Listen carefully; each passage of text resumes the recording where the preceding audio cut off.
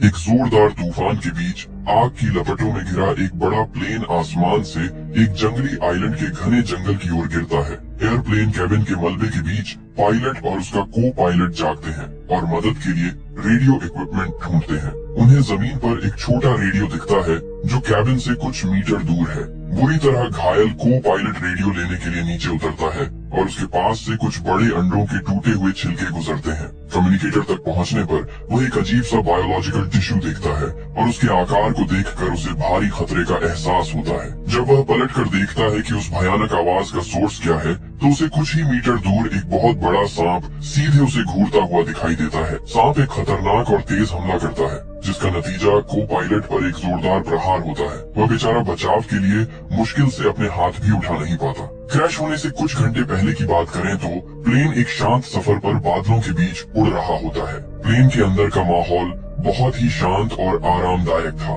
लोग अपनी अपनी दुनिया में खोए हुए थे। किसी को भी इस बात का जरा सा भी अंदाजा नहीं था कि अगले ही पल मौत उनके सामने खड़ी होगी। क्रू अपनी स्टैंडर्ड इन फ्लाइट सर्विस पूरी करता है और पैसेंजर्स से अपनी सीट ठीक करने और खाने के लिए ट्रे नीचे करने को कहता है। एक बूढ़ा आदमी शांति से सोते हुए खर्राटे ले रहा होता है। उसके बगल में एक और जवान आदमी चिंता से अपनी इंश्योरेंस पॉलिसी देख रहा था। अचानक वह आदमी सी फूड मार्केट में केकड़ों के बर्ताव के बारे में सोचने लगता है कि कैसे वे हमेशा भागने की कोशिश करते हैं, लेकिन उन्हें माहौल या दूसरे केकड़ों द्वारा रोक दिया जाता है। ये इंसानी जिंदगी का एक सीधा उदाहरण था। तभी एक फ्लाइट अटेंडेंट उसे पानी देती है और उसकी सोच टूटती है। वह पानी लेने से मना कर देता है और सोचता है कि जिंदगी कब इतनी मुश्किल हो गई। हल्के टर्बुलेंस की वजह से फ्लाइट अटेंडेंट आगे बैठे एक पैसेंजर पर थोड़ा पानी गिरा देती है। उस औरत का चेहरा देखकर आदमी को एयरपोर्ट पर उससे हुई बातचीत याद आती है। उसे वह नेकलेस याद आता है जो उसने उससे मिले एक स्माइली फेस स्टिकर से बनाया था।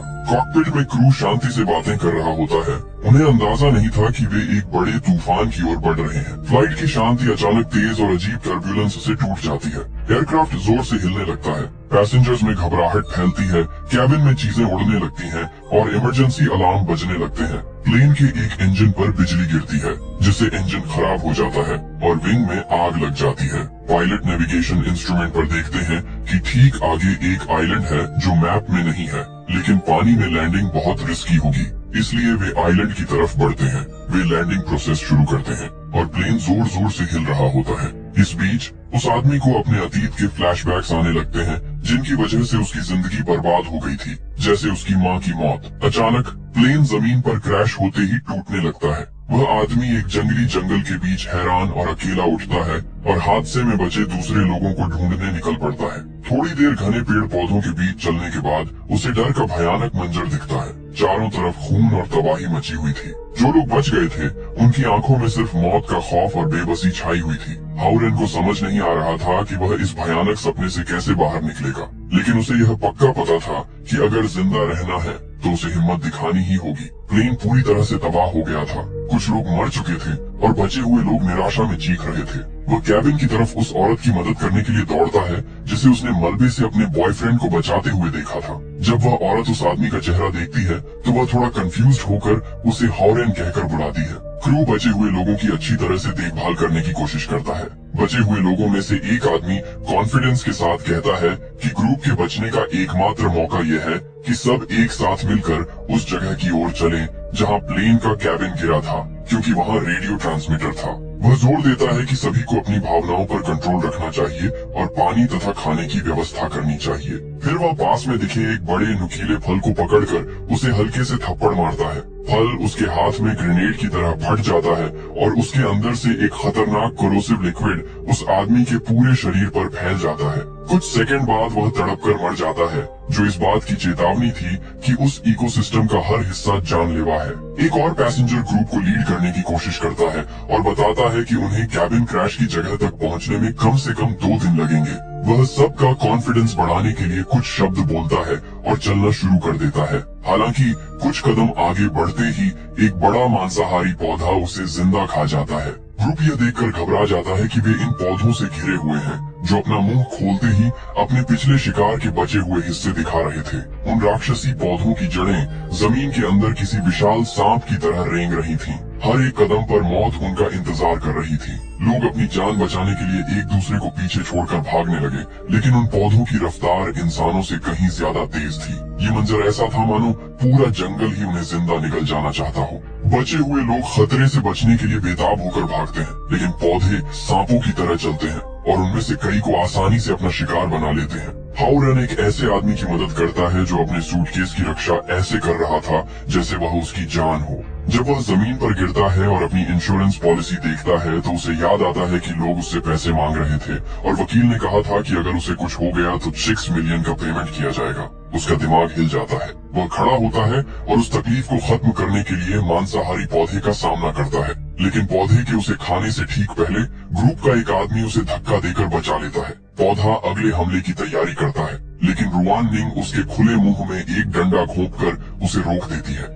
वे जंगल में और अंदर जाते हैं, पौधों को हटाने की कोशिश करते हैं, जब तक कि वे एक चट्टानी नाले तक नहीं पहुंच जाते जो उन्हें पनाह दे सकता था। ज्यादा अनुभवी लोगों में से एक बताता है कि यह आइलैंड न्यूक्लियर वेस्ट से खराब पानी की धारा के किनारे है, जिससे उन पौधों में म्यूटेशन हुआ है। ग्रुप ये सोचकर निराश हो जाता है कि दूसरे जानवरों में भी पोल्यूशन की वजह से म्यूटेशन हुआ होगा और वे भी उतने ही खतरनाक होंगे। वे नतीजा निकालते हैं कि बचने का एकमात्र तरीका प्लेन के कैबिन तक पहुंचना है। चट्टानों को सावधानी से पार करते हुए वे दरार में आगे बढ़ते हैं। लाइन में आखिरी चल रहे आदमी को पीछे वाला साथी गायब मिलता है, लेकिन वह वहम सोचकर आगे बढ़ता है। तभी अचानक कुछ उसका सिर पकड़कर हवा में उठा लेता है। उसके साथ मौजूद दूसरा जवान आदमी उसे गायब होते देखता है और बाकी ग्रुप को चेतावनी देने दौड़ता है, लेकिन वह विदेशी भाषा बोलता था, इसलिए सब कंफ्यूज हो जाते हैं।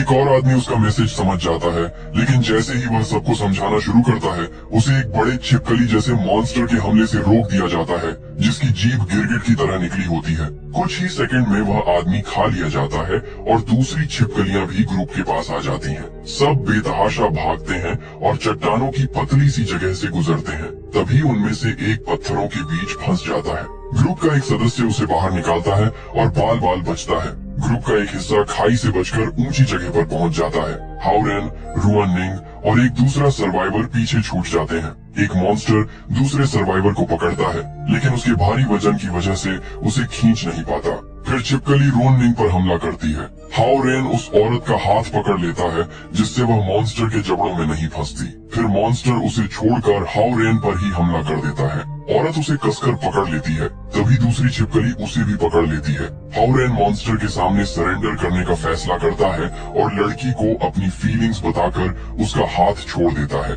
लेकिन आखिर में दूसरा सर्वाइवर कूदकर हाउरेन को हवा में ही रोक लेता है, जिससे दोनों मॉन्स्टर अपनी ही जीभों में उलझ जाते हैं। ग्रुप को भागने का सही मौका मिल जाता है और वे ऊंचे पेड़ पौधों के बीच से भाग निकलते हैं। छिपकलियां उनका पीछा करती हैं, लेकिन पेड़ पौधों में कुछ ऐसा होता है जो उन्हें पीछे हटने पर मजबूर कर देता है, मानो उस क्षेत्र पर कोई बहुत बड़ा खतरा हावी हो, जिसके इलाके में जाने की हिम्मत वह खूंखार छिपकलियां भी नहीं कर सकती थीं। रुआन हाउरेन से बात करती है और कहती है कि जब वह एक यात्रा से लौटी थी तो वह उससे मिलने उसके घर गई थी, लेकिन वह वहाँ नहीं मिला था। यह हाउरेन को उस पल की याद दिलाता है जब वह अपनी माँ की मौत के कारण अपनी जान देने वाला था। उसका छोटा भाई उससे भिड़ जाता है और पूछता है कि क्या यही सही समाधान है। हाउरेन वकील से बात करता है ताकि अगर उसे कुछ हो जाए तो उसकी विरासत उसके छोटे भाई को मिल जाए। ग्रुप बिना यह जाने आगे बढ़ता रहता है कि एक विशाल सांप उनका इंतजार कर रहा है। चीखें सुनकर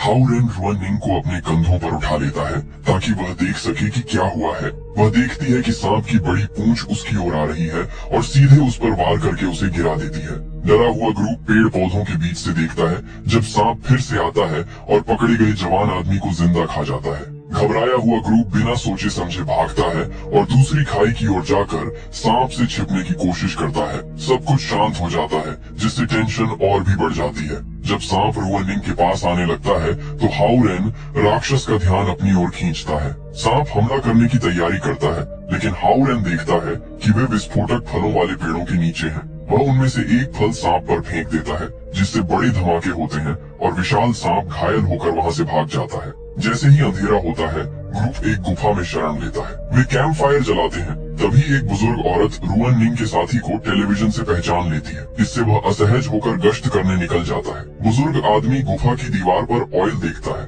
और आग के लिए थोड़ा सा ले लेता है। हाओरेन अपना नेकलेस आग जलाने के लिए देता है, जिससे रुआन निंग दुखी हो जाती है। बुजुर्ग आदमी अपनी पत्नी को याद करता है और कहता है कि जब तक कोई जिंदा है उसे इज्जत और खुशी से जीना चाहिए। तभी ग्रुप को दूर से एक तेज आवाज और रोशनी दिखाई देती है। ये सोचकर कि यह कोई रेस्क्यू टीम हो सकती है, हाओरेन, रुआन निंग का बॉयफ्रेंड और ब्रीफकेस वाला आदमी मदद लेने जाते हैं। वे खुले मैदान में आगे बढ़ते हैं जब उन्हें एक नया जीव हैरान कर देता है। रोशनी का सोर्स एक बहुत बड़ा मेंढक था, जिसके सिर पर एक लटकता हुआ अंग था जो रोशनी निकाल रहा था। वे चट्टानों के नीचे छिप जाते हैं, लेकिन ब्रीफकेस वाला आदमी अपना सूटकेस निकालने की कोशिश करता है। मॉन्स्टर उसे पकड़ लेता है और सूटकेस खुल जाता है, जिसमें उसकी छोटी बेटी की राख थी। बड़ा मेंढक उसे खा जाता है और बाकी दोनों पर हमला करने की कोशिश करता है। वे अलग होने का प्लान बनाते हैं ताकि एक जिंदा बच सके। हाओरेन एक तरफ भागता है, लेकिन उसे एहसास होता है कि दूसरे आदमी ने उसे धोखा दिया है। मेंढक हाओरेन की तरफ कूदता है,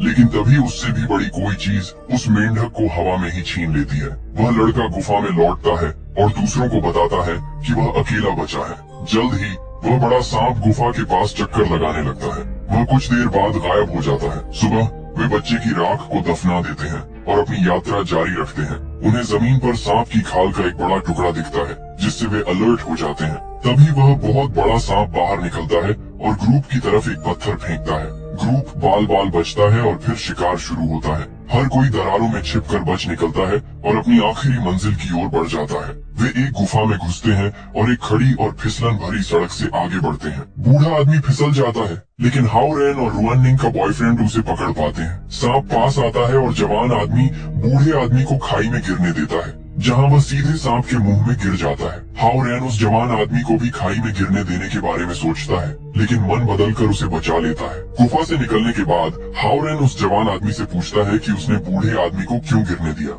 जवान आदमी जवाब देता है कि असली राक्षस वह नहीं बल्कि हाओरेन है। वह हाओरेन की इंश्योरेंस पॉलिसी निकालता है और कहता है कि वह जानता है कि उसका प्लान पैसे पाने के लिए एक्सीडेंट का नाटक करना था। ग्रुप आगे बढ़ता है और प्लेन का मलबा पाता है। वे मुश्किल से पहाड़ पर चढ़ते हैं और कैबिन क्रैश की जगह तक पहुंचते हैं। ग्रुप कैबिन में घुसकर रेडियो ट्रांसमीटर खोजता है। फ्लाइट अटेंडेंट पायलट को अपनी सीट पर पाती है, लेकिन वह मर चुका था और एयरक्राफ्ट कंट्रोल पर गिर जाता है, जिससे इंजन एक्टिवेट हो जाता है। वह इंजन बंद करती है और इंजन की हवा से ट्रांसमीटर मिल जाता है। हाओरेन रेडियो खोजने जाता है और को पायलट के खून से सने कपड़े देखता है। फिर ग्रुप पर उसी सांप का हमला होता है। हाओरेन उस जीव पर कुल्हाड़ी से वार करता है और उसे जमीन पर गिरा देता है, जिससे उसकी एक आंख अंधी हो जाती है। रुआन निंग भी कुल्हाड़ी पकड़कर सांप पर हमला कर देती है। सांप रुआन निंग पर हमला करता है, लेकिन हाओरेन उसे आखिरी समय में खींच लेता है। जब दो और सांप आते हैं तो दोनों प्लेन के दरवाजे के नीचे छिप जाते हैं। जवान आदमी प्लेन के हिस्से पर जोर से मारकर सांप का ध्यान खींचता है।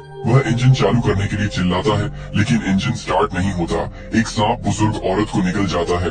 दूसरा सांप फ्लाइट अटेंडेंट पर हमला करने की कोशिश करता है, लेकिन एक आदमी खुद सामने आ जाता है। हालांकि कोशिश बेकार जाती है, क्योंकि दूसरा सांप पीछे से आकर उस बेचारी औरत पर हमला कर देता है। जवान आदमी देखता है कि दो सांप उस पर हमला करने आ रहे हैं, लेकिन अचानक फ्लाइट अटेंडेंट की आखिरी कोशिश से प्लेन का इंजन चालू हो जाता है। इंजन की ताकत सामने की हर चीज को खींचने लगती है और जबरदस्त सक्शन उस सांप को खींच लेता है जो हाओरेन और रुआन निंग पर हमला कर रहा था। वह विशाल सांप अपनी पूरी ताकत लगाने के बाद भी उस भयानक सक्शन से बच नहीं पाता।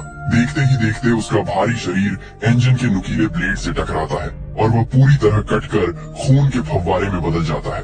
उस उथल पुथल के बाद रुआन निंग का बॉयफ्रेंड बताता है कि गुफा के अंदर उसने बुजुर्ग आदमी का हाथ नहीं छोड़ा था, बल्कि बुजुर्ग आदमी ने खुद पकड़ छोड़ी थी। प्लेन के धुएं के नीचे एक बहुत बड़ा सांप पास आता है और उस जवान आदमी को निगल जाता है। हाओरेन और रुआन निंग कैबिन की तरफ वापस भागते हैं। सांप कैबिन को लपेटकर हमला करना शुरू करता है। हाओरेन को रुआन निंग की बात याद आती है कि वह ज्यादा मुस्कुराए तो किस्मत बेहतर होगी। वह कुल्हाड़ी चलाता है और प्लेन के साइड में एक छेद खोलकर भागने लगता है। एयरक्राफ्ट का बचा हुआ फ्यूल लीक होने लगता है और सांप उसमें भीग जाता है। हाओरेन और रुआन निंग चट्टानों की दरार से भागते हैं और वह अपने नेकलेस से दीवारों पर वार करता है, जिससे चिंगारियां निकलती हैं और मेटल गर्म हो जाता है। एक जबरदस्त सीन में वह गर्म मेटल को सांप के मुंह की तरफ फेंकता है, जिससे फ्यूल में आग लग जाती है और विशाल सांप पूरी तरह जलकर खाक हो जाता है, जिससे पूरा इलाका रोशन हो जाता है। राक्षस एक आखिरी हमला करने की कोशिश करता है, लेकिन चोटें झेल नहीं पाता।